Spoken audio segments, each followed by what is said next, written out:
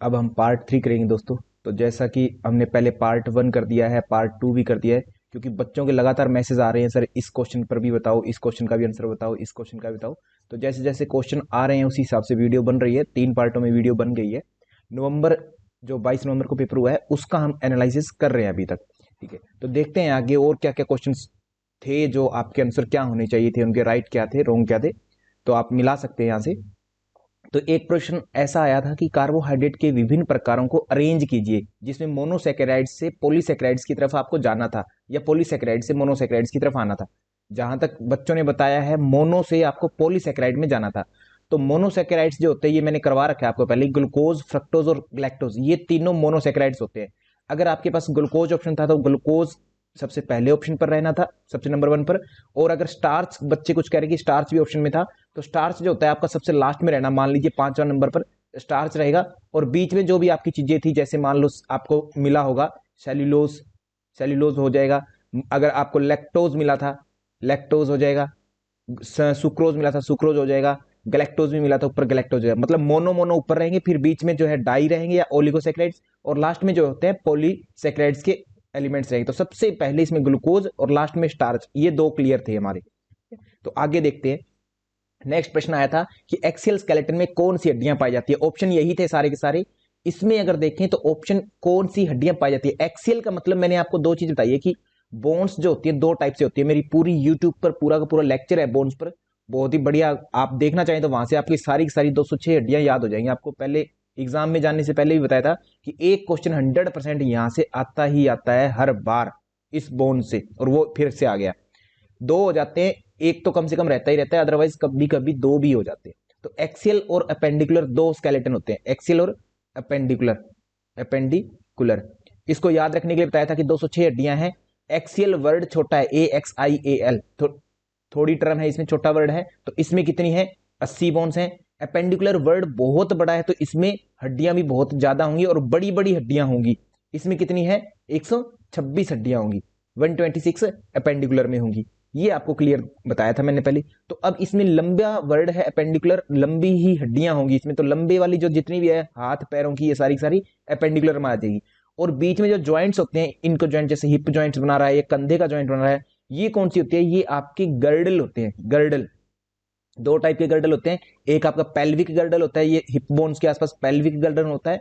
और ऊपर वाला जो होता है, कंधों वाला जॉइंट जो होता है, इसको हम पेक्टोरल गर्डल बोलते हैं, पेक्टोरल गर्डल। तो आपकी स्कैपुला और क्लेविकल जो थी पेक्टोरल गर्डल में से थी। ये आपके ना तो अपेंडिकुलर में काउंट करते हैं, ना ही इसको एक्सिल में काउंट करते हैं। ये दोनों जो होती है असल में क्या करते हैं, इन दोनों को हम जो है गर्डल को ज्वाइंट के रूप में देखते होते हैं। और अगर हम काउंट करने की बात करें, अगर हमें रखना है कि अपेंडिकुलर देखें या एक्सियल देखें, तो इनकी अपेंडिकुलर में काउंटिंग करते होते हैं हम, अपेंडिकुलर में, एक्सियल में नहीं करते। एक्सियल में जो वर्टिब्रा से डायरेक्ट टच में है हड्डियां, उनकी हम काउंटिंग करते हैं। तो एक्सियल स्केलेटन में ये आ जाएंगे, आपकी स्कल आ जाएगा, स्कल ऑप्शन में था, आपकी वर्टिब्रा रीढ़ की हड्डी आ जाएगी, और होइड बोन जिसको हम गले के आगे कहते हैं, जो कि थायराइड ग्रंथि के आसपास पाई जाती है, लटकने वाली हड्डी, जो तैरने वाली हड्डी बोलते हैं, जिसका ज्वाइंट नहीं होता किसी से भी, वो बोन आपकी अपेंडिकुलर में नहीं आएगी, एक्सियल में आएंगी ये तीनों की तीनों। तो एक्सियल जो आपसे पूछा गया था, तो स्कल, वर्टिब्रा और हार्ड बोन, ये राइट आंसर आपका हो जाएगा, ये राइट हो जाएगा।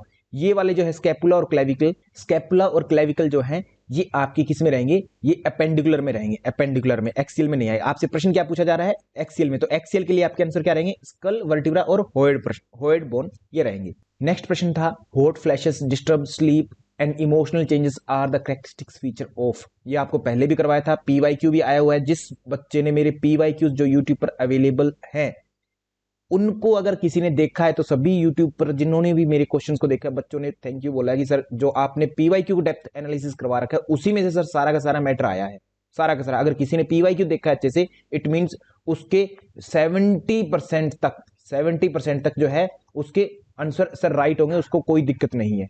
तो इस प्रश्न का उत्तर, ये पीवाईक्यू में आया था, इस प्रश्न का उत्तर क्या होगा, इस प्रश्न का उत्तर होगा menopausal syndrome. Menopausal syndrome, menopause क्या होता है, जब लेडीज जो होती है 45 to 50 ईयर्स के आसपास हो जाती है, तब जो उनमें एक जो उनका मेंस्ट्रुअल साइकिल होता है जो स्टॉप होता है, तो उनमें इमोशनल चेंजेस आते होते हैं। तो उसमें क्या क्या होता है, हॉट फ्लैशेस आते हैं, निद्रा स्लीप अच्छे से नहीं आती, इमोशनल चेंजेस भी होते हैं, तो मेनोपॉजल सिंड्रोम इसका राइट आंसर होगा। ये पहले भी आया हुआ है सेम प्रश्न, और सेम फिर बाद में रिपीट हो गया। और अगर नेक्स्ट प्रश्न बात की जाए तो ये प्रश्न थोड़ा सा क्लियर नहीं है बच्चों को, सभी बच्चों ने अपने अपने अनुसार अलग अलग लैंग्वेज में ये प्रश्न भेजा है। इस प्रश्न की बात करें तो ये प्रश्न थोड़ा सा क्लियर नहीं है बच्चों को किसी को भी, तो इसकी सारी लैंग्वेज जितनी बन सकती थी पॉसिबिलिटीज मैंने सारी रख दी है, तो इसका जो भी आंसर हो सकता है इस लैंग्वेज के अनुसार इसका प्रश्न का उत्तर होगा टाइडल वॉल्यूम। हम जो होते हैं हमेशा ही वो सांस लेते हैं और छोड़ते हैं नॉर्मल अवस्था में, जो टाइडल वॉल्यूम कहलाता है। टाइडल वॉल्यूम जिसको हिंदी में ज्वारीय वायु भी बोल देते हैं, टाइडल वॉल्यूम ये लगभग 500 ml होती है, जिसको हर व्यक्ति नॉर्मल श्वास प्रश्वास के दौरान श्वास प्रश्वास करता रहता है। तो the amount of air involve in normal inhalation and exhalation, या volume of air normally inhaled और एक्सपायर्ड, सामान्य श्वास प्रश्वास के दौरान ली जाने वाली, वो बोल दीजिए मनुष्य द्वारा सामान्य श्वास प्रश्वास के माध्यम से ली और छोड़े जाने वाली वॉल्यूम कौन सी है, मतलब वायु कौन सी है, टाइडल वॉल्यूम कहलाती है। ये हमने करवा रखा है पहले ही, तो इसका राइट आंसर टाइडल वॉल्यूम होना चाहिए। फिर भी अगर क्वेश्चन की भाषा अगर डिफरेंट है तो इसका उत्तर डिफरेंट हो सकता है, क्योंकि बच्चों ने जो उत्तर क्वेश्चन बताया है उसके अनुसार इसका आंसर टाइडल वॉल्यूम ही होगा। श्रुति किसे कहा जाता है? श्रुति की बात हमें पता है भाई, श्रुति जो होती है केवल और केवल हमारे वेद ही है, जो ईश्वर की वाणी कही जाती है, ईश्वर से डायरेक्ट सुनी थी, है ना, ऋषियों ने, और ऋषियों ने अपने शिष्यों को बताई थी। इस तरीके से श्रुति परंपरा से केवल और केवल वेद जो है हमारे चारों वेद, उन्हीं को हम श्रुति की संज्ञा देते हैं। चार में से एक ऑप्शन चूज करना था, तो वेद क्लियर हमारा उत्तर था। चित्तस्य निश्चली भावो धारणा धारणम विदु किस उपनिषद से लिया गया है? तो इसकी बात करें तो चित्त का निश्चल भाव धारणा कहलाता है। इससे पहले भी क्वेश्चन आया था, मैंने बच्चों को बहुत रटवाया था, सभी बच्चों को। जो एक बात स्पेशलिटी ये देखी मैंने कि जिन बच्चों ने बहुत अच्छे से स्टडी की, उनसे जब पूछा गया कि प्रश्न पेपर कैसा रहा, तो सभी ने इजी बताया।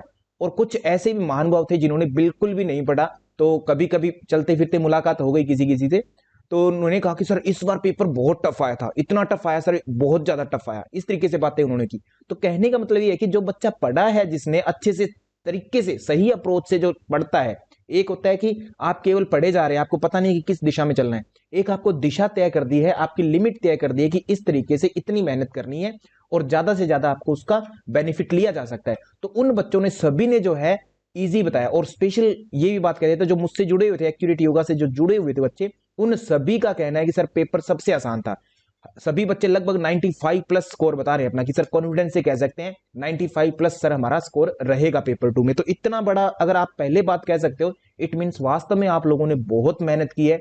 सभी विद्यार्थियों का बहुत बहुत धन्यवाद, आपने इतनी मेहनत की, केवल आपके कारण ही ये जो है मेहनत हो पाई है। सारी सारी आपने मेहनत की, इसलिए मैंने भी मेहनत की आप लोगों को पढ़ाने के लिए। तो इस उपनिषद का अगर हम उत्तर देखें तो कौन सा है? त्रिशिखी ब्राह्मण उपनिषद इसका राइट आंसर हो जाएगा, त्रिशिखी ब्राह्मण उपनिषद। तो अगली बार भी अगर जो बच्चे सोच रहे हैं एग्जाम देने के लिए, तो वो हमसे जुड़ सकते हैं।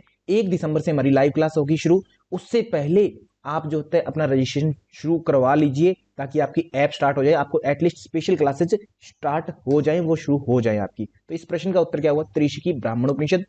योग कुंडली उपनिषद के अनुसार प्राण विजय के साधन की बात करें तो योग कुंडली उपनिषद 2 कॉन्सेप्ट पर काम करता है। एक कहता है कि तब वासना है चित्त का चंचलता कारण, और एक प्राण है। ये 2 चीजें समस्याएं हैं। इन समस्याओं से निजात पानी तो कहते हैं प्राण विजय कीजिए, प्राण विजय करनी आवश्यकता है। अगर प्राण विजय करनी है तो आपको 3 चीजों का पालन करना पड़ेगा। क्या क्या है? यही प्रश्न था आपका। एक तो आसन है, दूसरा मिताहार है, मिताहार पहले रख दीजिए, मिताहार, आसन और आपका शक्ति चालन। इस तरीके से ये 3 चीजें आपसे पूछी गई थी, और ये तीनों चीजें ही आपका उत्तर होगा डायरेक्टली। अब जिन बच्चों ने अप्रोच सही नहीं रखी, उनके लिए प्रश्न बहुत टिपिकल था, और जिन बच्चों को ये पता था उनके लिए सबसे इजी प्रश्न यही था, सबसे इजी प्रश्न था ये आसन, मिताहार और शक्ति चालन वाला। नेक्स्ट आया था बंधों का स्थान। बंधों का स्थान पूछा गया था, मूलबंध पूछा गया था। मूलबंध का हमें पता है जनन अंगों से संबंधित होता है, जनन अंग से हमारा संबंधित होता है। जिह्वा की बात, जिह्वा बंध की बात की जाए तो ये लगभग तालु के आसपास से संबंध होता है, कंठ अथवा तालु के आसपास से जिह्वा बंध। उद्यान की बात की जाए तो उद्यान बंध जो होता है हमारे पेट से, स्टमक से, उदर से संबंधित होता है, उदर से। जालंधर बंध जो होता है हमारे कंठ के पास से संबंधित होता है। जो भी इसके ऑप्शन थे वो इजीली आप टिक कर पा रहे होंगे। ये तो सामान्य बच्चा भी बता सकता है, जिसने एक बार योग पढ़ा है वो भी बता देगा इस चीज का उत्तर। नेक्स्ट आया था हठ प्रदीपिका के अनुसार सिद्धों के नाम बताएं अथवा नाथ के नाम बताएं। तो शायद बुक का नाम लिखा नहीं हुआ था, बट फिर भी ये प्रश्न जो है हठ प्रदीपिका का है, उसमें नाथों के नाम लिखे हुए हैं। जब आप पहला अध्याय देखते हैं, उसका 5 से लेकर के लगभग 10-11 सूत्र देखते हैं, श्लोक देखते हैं, तो उनमें बहुत सारे सिद्धों के नाम दिए गए हैं। तो उनमें चौरंगी, मीन, गोरक्ष इस तरीके से सभी के नाम दिए हैं।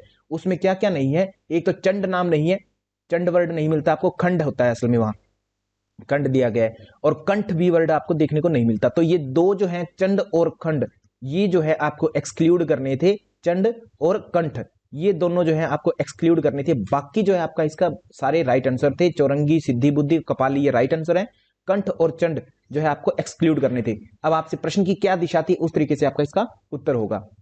आगे अगर बात करें तो कठोपनिषद का आया था प्रश्न, कहते बताइए इनमें से क्या क्या महान है, कौन कौन जो है श्रेष्ठता के स्तर से रखिए। तो प्रश्न की अगर संख्या की बात करें तो इंद्रियेभ्यः परा ही अर्थ, अर्थेभ्यश्च परम मन, मनसस्तु परा बुद्धिर, बुद्धिरेरात्मना महान पर है। कहते इंद्रियों से उसके अर्थ बलवान है, क्योंकि इंद्रियां अर्थों की तरफ जाती है, और अर्थ से मन बलवान है, क्योंकि मन जो होता है इंद्रियों को जाने नहीं देता, कंट्रोल कर सकता है। मन से बुद्धि बलवान है, और बुद्धि से श्रेष्ठ सबसे आत्मा बलवान कही गई थी। ये सीक्वेंस आपको करवाई गई थी, जिन विद्यार्थियों ने ये किया है सबसे इजी प्रश्न को लगा था, अदरवाइज तो सभी का कहना था सर बहुत टिपिकल था ये प्रश्न, तो पता ही नहीं कहां से आ गया, जिन्होंने कहीं से स्टडी किया अपने आप। तो अप्रोच आपकी सही होनी चाहिए, ये आपको ध्यान रखना है। नेक्स्ट बात की जाए, हठ प्रदीपिका के अनुसार तीनों बंध किस अभ्यास से सिद्ध हो जाते हैं? सर एकमात्र हमारा सिद्ध आसन है, जिससे तीनों बंधों का अभ्यास हो जाता है, सिद्ध आसन, सर्वश्रेष्ठ आसन। नेक्स्ट आया था ऐत्रेय उपनिषद के अनुसार निम्न में से क्या नहीं कहा गया है?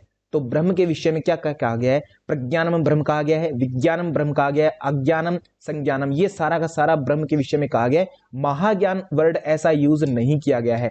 तो ये देखिए नीचे आपको श्लोक भी मैंने रिप्रेजेंट कर दिया है, संज्ञानम, अज्ञानम, विज्ञानम, प्रज्ञानम, मेधा, दृष्टि, ध्री, इस तरीके की बातें सारी कही गई हैं 5वें अध्याय में। दूसरा श्लोक है यह, यहां पर कहा गया महाज्ञान नहीं किया गया, ये आपको एक्सक्लूड करना था, बाकी सारे आपके यस में थे, इनमें से जो भी ऑप्शन आपके थे। तो इसी के साथ हमारा पार्ट 3 भी संपन्न होता है। हमारे लगभग जो होते हैं हमने 50 प्लस क्वेश्चन पर वीडियो बना दिए, इसी से बच्चा अंदाजा लगा सकता है कि किस बच्चे को कितने नंबर मिलने वाले हैं। 50 क्वेश्चन बहुत बड़ी संख्या है, 3 पार्ट में, आपने पहले वाले पार्ट नहीं देखे तो वो देख सकते हैं। और एक बात और बता देता हूं, हमारी क्लासेस 1 दिसंबर 2021 से शुरू हो रही हैं, लाइव क्लासेस। हालांकि आपको उसका वेट नहीं करना है, आप रजिस्ट्रेशन अपना अभी करवा सकते हैं, जिससे आपको अभी से जो है हमारी ऑलरेडी स्पेशल रिकॉर्डिंग्स है वो मिल जाएगी, ताकि आप अपना स्टडी जो होता है अभी से शुरू कर दे, नेक्स्ट टाइम के लिए जेआरएफ आपका शुरू हो जाए। इसकी फीस जो है हमने 7000 रुपीज 6 मंथ के लिए रखी है, 6 मंथ के लिए। परंतु यदि आप 1 दिसंबर से पहले अपने आप को रजिस्टर करवाते हैं तो यही 7000 में आपको जो होता है 7 मंथ, 1 मंथ एक्स्ट्रा मिलेगा आपको, ठीक है। ये बेनिफिट रहेगा अगर आप करते हैं। तो ये पेपर 2 की फीस है, जिसमें आपको कंप्लीट कंटेंट मिलेगा, कंप्लीट टोटल कंटेंट मिलेगा। तो यदि आप करना चाहते हैं तो 1 दिसंबर 2021 से पहले आप हमें ज्वाइन कर लें, रजिस्ट्रेशन करवा लें, 1 दिसंबर से हमारी लाइव क्लास शुरू हो जाएगी। तो सभी का धन्यवाद, थैंक यू टू ऑल।